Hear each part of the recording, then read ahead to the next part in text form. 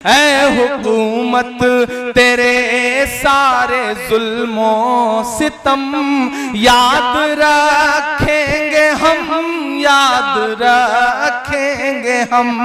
Lockdown के वो जानलेवा करम याद रखेंगे हम, याद रखेंगे हम। ऐ हुकूमत तेरे सारे जुल्मों सितम याद रखेंगे हम, याद रखेंगे हम। अपने माँ बाप घर बार से दूर थे, अपने माँ बाप घर बार से दूर थे। जुर्म ये था बिहारी थे मजदूर थे, जुर्म ये था बिहारी थे मजदूर थे। पेट खाली था और भूख से चूर थे, फिर भी पैदल ही चलने को मजबूर थे। के दिल में थी बेबसी आँख आंसू से नम याद रखेंगे हम, याद रखेंगे हम। ऐ हुकूमत तेरे सारे जुल्मों सितम याद रखेंगे हम, याद रखेंगे हम। एक बंद पढ़ता हूं।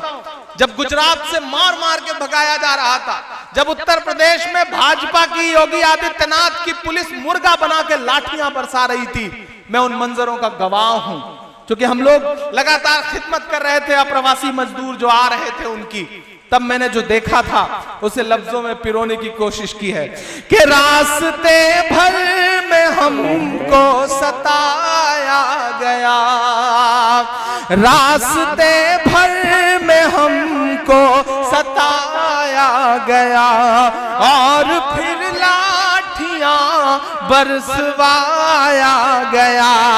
चलते चलते जो टूटी मेरी सांस तो तब जनाजे को घर पहुंचवाया गया।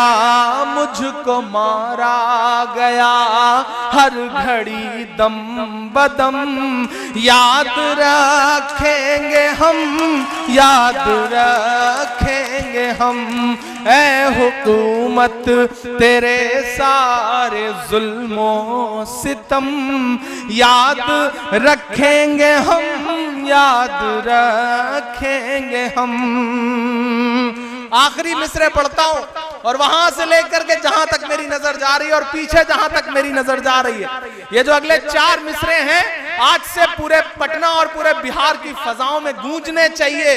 बताइए नीतीश कुमार को, कहिए नरेंद्र मोदी से कि 15 सालों का बदला लिया जाएगा, 15 सालों का बदला लिया जाएगा। सब सवालों का बदला लिया जाएगा, सब सवालों का बदला लिया जाएगा।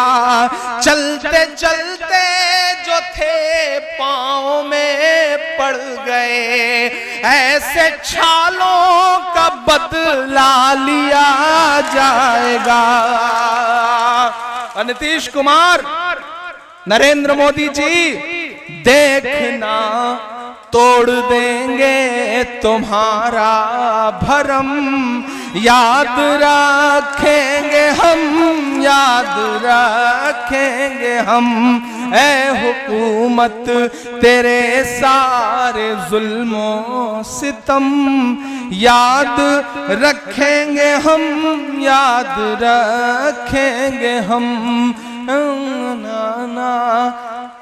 लॉकडाउन के वो जानलेवा करम याद रखेंगे हम, याद रखेंगे हम। आप यकीन जानो आलमगंज वालों, पूरा हिंदुस्तान इस वक्त बिहार पे नजरें गड़ाए, और वो बौखलाहट इन दिनों, चाहे वो कल नरेंद्र मोदी जी ने गया में सभा करी, हालत ये थी कि ढूंढ ढूंढ करके लोग लाए गए थे, लेकिन फिर भी कुर्सियां नहीं भरी थीं, और उनके चेहरे पे दिख रहा था बिहार चुनाव की हार का डर, नरेंद्र मोदी जी के चेहरे पे दिख रहा था। और अपने नीतीश जी तो ऐसा बौखला गए हैं कि किसी सभा में सामने बैठे हुए कुछ लोगों ने लालू जिंदाबाद कर दिया, तो वो वीडियो देखा आपने? अरे नीतीश बाबू, गमों की धूप में भी मुस्कुराकर चलना पड़ता है, ये दुनिया है, यहां चेहरा सजाकर चलना पड़ता है। ये दुनिया है, यहां चेहरा सजाकर चलना पड़ता है। और तुम्हारा कद मेरे कद से बहुत ऊंचा सही, लेकिन चढ़ाई पर कमर सबको झुका कर चलना पड़ता है। नीतीश बाबू बौखलाइए मत, बौखलाइए मत। आप कांग्रेस, आरजेडी और लेफ्ट के महागठबंधन के मुकाबले चुनाव नहीं लड़ रहे हैं, आप भाजपा से चुनाव लड़ रहे हैं, और भाजपा ने आपको निपटाने का पूरा प्रोग्राम प्रॉपर तरीके से बनाया है और चिराग पासवान को छोड़ दिया है, और रिजल्ट आपको 10 तारीख को दिख भी जाएगा। तो आलमगंज वालों, मैं आपसे बस ये गुजारिश करने आया हूं कि ये लड़ाई बड़ी है, बहुत बड़ी है। इस लड़ाई का मकसद समझिए, इस लड़ाई में आप अपने होने की अहमियत समझिए। अगर आपने समझदारी नहीं दिखाई, आपने सलीके से इस चुनाव को नहीं लड़ा, और आज मैं यहां खड़ा होकर के, चूंकि पटना में कही गई बात पूरे बिहार का रुख तय करती है, पटना में कही गई बात पूरे बिहार में असर पैदा करती है, तो मेरे भाई, मैं अपने नौजवान साथियों से भी एक गुजारिश करता हूं कि जज्बात में होश मत खोना, समझदारी और सलीके से।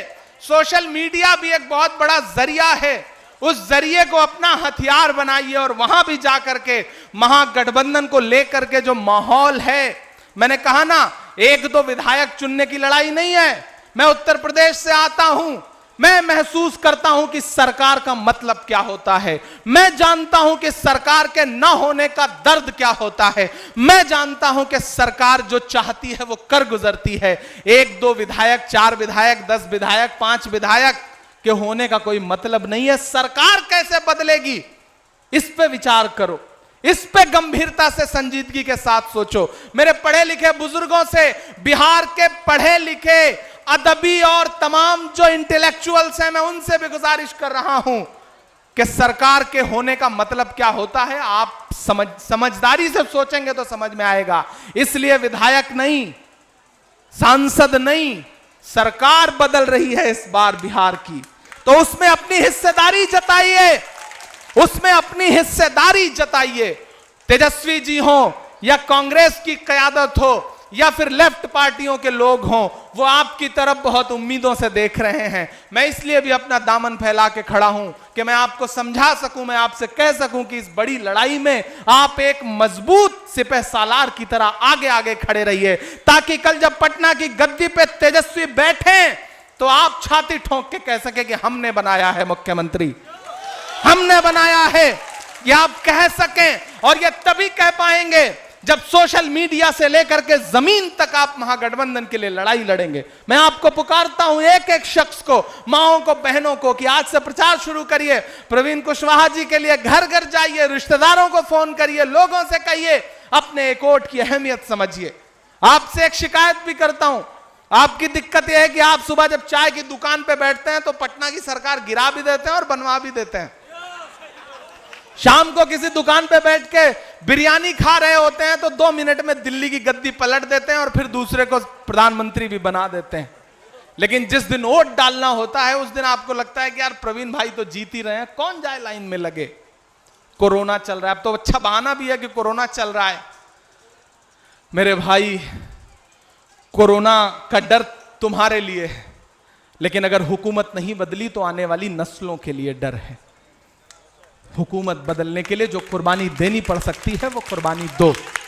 मैं भी घूम रहा हूं ना, मैं भी अपना वक्त खर्च करके परेशान होकर के दिन में 4-4, कल 5-6 मीटिंगें लगी हुई हैं, लेकिन घूम रहा हूं ना सिर्फ क्यों? क्योंकि मैं आने वाले हिंदुस्तान के उस माहौल को महसूस कर रहा हूं जिसे उत्तर प्रदेश में देख के आ रहा हूं। वो उत्तर प्रदेश जहां आजम खान जैसा नेता पिछले इतने दिनों से मुर्गी चोरी और बकरी चोरी का इल्जाम लगा करके जेल में डाल दिया गया, घर ढहाए जा रहे हैं। अगर चाहते हो कि ऐसी ताकतें कमजोर हों तो उसकी शुरुआत बिहार से करो। पूरे देश की नजरें तुम्हारे ऊपर हैं, जज्बात में मत बहना, कोई कितना भी समझाए। बस एक बात कहना कि हमारा इशारा बिल्कुल, जो अफजल इमाम साहब ने कहा कि हमारा निशाना जो है मछली की आंख पे है, हमें मुख्यमंत्री बदलना है। और मुख्यमंत्री तब बदलेगा जब विधायक बदलेगा, मुख्यमंत्री तब बदलेगा जब महागठबंधन का विधायक जीतेगा। और वो विधायक कैसे जीतेगा आप जानते हो। मेरी नई नस्लों, इसमें बहुत सारे लोग ऐसे होंगे जो पहली बार वोट देने जा रहे होंगे, बहुत सारे बुजुर्ग ऐसे होंगे जो ये सोचते होंगे कि यार एक वोट से क्या हो जाएगा, कौन जाए, प्रवीण तो चुनाव जीत ही रहे हैं। नहीं, अपने एक वोट की अहमियत समझो।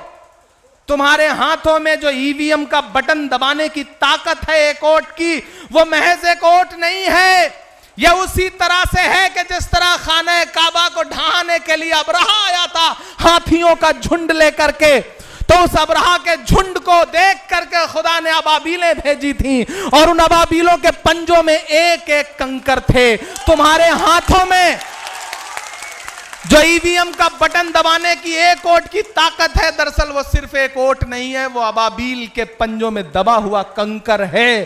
उसका इस्तेमाल करो। और वक्त के अबराहा जो है यहां पे बैठे हुए हैं, कुछ तो ऐसे भी हैं जो हाथियों पे चढ़ के आए हैं, उन सबको किनारे लगाओ। और 31 साल का एक नौजवान, मुझे अच्छा लगता है, मैं पिछले दिनों अररिया में तेजस्वी जी से मिला तो मैंने कहा तेजस्वी जी आपकी उम्र 31 साल है, मैं 32 साल का हूं, तो अपने आप आपसे एक रिश्ता महसूस होता है, एक जुड़ाव महसूस होता है। और यकीन करिए, मैंने आपसे कहा ना कि पुराने वक्त में हो सकता है किसी से आपको शिकायत हो, राजद से, कांग्रेस से, लेकिन मैं पिछले 3 सालों से हिंदुस्तान की पॉलिटिक्स को जितना करीब से महसूस कर रहा हूं। मैं उस दिन भी खड़ा था जब हाथरस जाते हुए पुलिस के एक अधिकारी ने राहुल जी को धक्का दिया, तो मैं उन्हें उठाने वालों में उस वक्त खड़ा था। मैं खड़ा था उस दिन जब हाथरस जाते हुए प्रियंका गांधी का कुर्ता पकड़ लिया एक पुलिस वालों ने और प्रियंका जी अपने एक कार्यकर्ता को बचाने के लिए कूद पड़ी थी। मैं उस वक्त भी वहां खड़ा था, क्योंकि मैं ये मानता हूं कि सिर्फ माइक पर तकरीरें कर देने से हालात नहीं बदलेंगे, माइक पर तकरीरें भी करनी पड़ेंगी और सियासत में हिस्सा भी लेना पड़ेगा। और इस मुल्क का जो जमहूरी निजाम है, जिसमें मिलजुल करके ही सरकार बदली जा सकती है, अलग थलग पढ़ के 2-4 विधायक तो बनाए जा सकते हैं, लेकिन कभी सरकार नहीं बदली जा सकती। हमें सरकार बदलना है, 2-4 विधायक जिता हरा लेने से काम नहीं चलेगा। यह लड़ाई विधायक हराने जिताने से ज्यादा बड़ी है। मैं इसलिए आपसे गुजारिश करता हूं कि आलमगंज वालों, मैं जानता हूं आपने जब जब मुझे पुकारा या आपने जब जब मुझसे तवक्को करी, मैं सिर्फ एक शायर ही तो हूं। मैं चाहता तो मैं जुल्फ और आंचल और लबो रुखसार के अशार पढ़ता, उन पे गजलें पढ़ता और अपने घर बैठता, लेकिन आप यकीन करो, जब जब मुझे लगा कि मेरे अपने मुझे आवाज दे रहे हैं, मैंने शायरी किनारे रखी और मैं जमीन पर खड़ा था। मैं खड़ा था पहलू खान की मां को अपने सीने से लगा करके, मैं खड़ा था नजीब की मां को अपने सीने से लगा करके, मैं खड़ा था अखलाक के बेटे को अपने सीने से लगा करके, मैं खड़ा था हिंदुस्तान में जितने भी लोग मॉब लिंचिंग के शिकार हुए होंगे, मैं अलल ऐलान कहता हूं कि मैं खड़ा था उन सब सारे परिवारों के साथ। मैं खड़ा था जंतर मंतर पर मॉब लिंचिंग के खिलाफ अपना खून देने के लिए। मैं खड़ा था हिंदुस्तान के सब्जी बाग से लेकर के शाहीन बाग से लेकर के हैदराबाद के कुली कुतुब शाह स्टेडियम से लेकर के और बिहार के और केरल के और मुंबई के एक एक आंदोलन स्थल पे मैं खड़ा था। मैं उसकी बुनियाद पर तुम्हारे बीच आया हूं कि मुझ पर भरोसा करो। अगर मैं तुमसे यह कह रहा हूं, अगर मैं तुमसे यह कह रहा हूं कि हुकूमत बदलो, तो मेरा मकसद समझो, मेरी मंशा समझो, मुझ पर भरोसा करो, हुकूमत बदलो। अगर आने वाले दिनों में, मैं जानता हूं कि मैं प्रवीण भाई से कोई बड़े काम के लिए कभी नहीं कहूंगा, जिस दिन ये विधायक बन गए और इस हुकूमत में, आने वाली हुकूमत में किसी अहम ओहदे पे पहुंच गए और मैं ये देखूंगा कि इनकी बात मानी जाने लगी है, तो मैं इनका हाथ पकड़ूंगा और इनसे कहूंगा कि आलमगंज के इलाके में तालीम के लिए कुछ काम कर दीजिए। मैं इसलिए इनके बीच आया हूं, मैं इसलिए इनके लिए वोट मांगने आया हूं। जहां जहां जा रहा हूं मैं इसलिए जा रहा हूं कि मैं कुछ काम करवा सकूं, क्योंकि तालीम के अलावा अब कोई और चारा नहीं है जो इस मुल्क में चीजों को बेहतर कर सके। मेरे भाई, मैं इसलिए आपके सामने आया हूं। बहुत शुक्रिया।